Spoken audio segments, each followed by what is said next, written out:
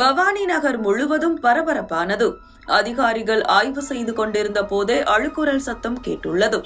அதே இடத்தில் போலீசார் நடத்திய விசாரணையில் பல்வேறு திடுக்கிடும் தகவல்கள் வெளியாகியுள்ளன. நடந்தது என்ன பார்க்கலாம். ஈரோடு மாவட்டம் பவானி மெக்கான் பகுதியில் உள்ள ஒரு வீட்டில் பச்சிளம் குழந்தை விற்பனைக்கு வைத்திருப்பதாக மாவட்ட குழந்தைகள் நல பாதுகாப்பு அலுவலகத்துக்கு ரகசிய தகவல் கிடைத்துள்ளது.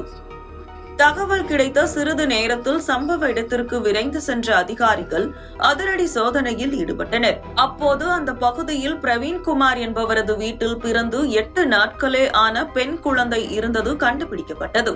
இதனையடுத்து பிரவீன்குமாரிடம் அதிகாரிகள் விசாரணை மேற்கொண்ட போது முன்னுக்கு பின் முரணாக பதில் அளித்துள்ளார். இதனால் சந்தேகமடைந்த அதிகாரிகள் பிரவீன்குமாரை போலீசாரிடம் ஒப்படைத்துள்ளனர். போலீசார் நடத்திய விசாரணையில் பல்வேறு திடுக்கிடும் தகவல்கள் வெளியாகியுள்ளன.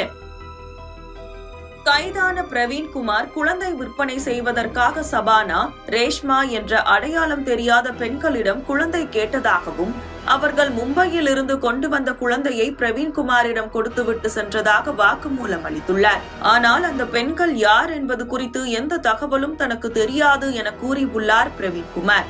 இதனை அடுத்து பிரவீன்குமார், சபானா, ரேஷ்மா ஆகிய 3 பேர் மீதும் போலீசார் வழக்கு பதிவு செய்தனர்.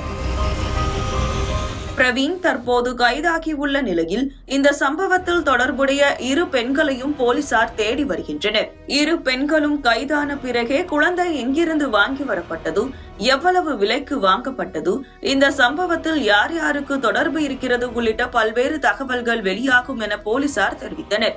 இதில் கைதான பிரவீன் மீது கஞ்சா வழக்கு உள்ளது என்பது குறிப்பிடத்தக்கது.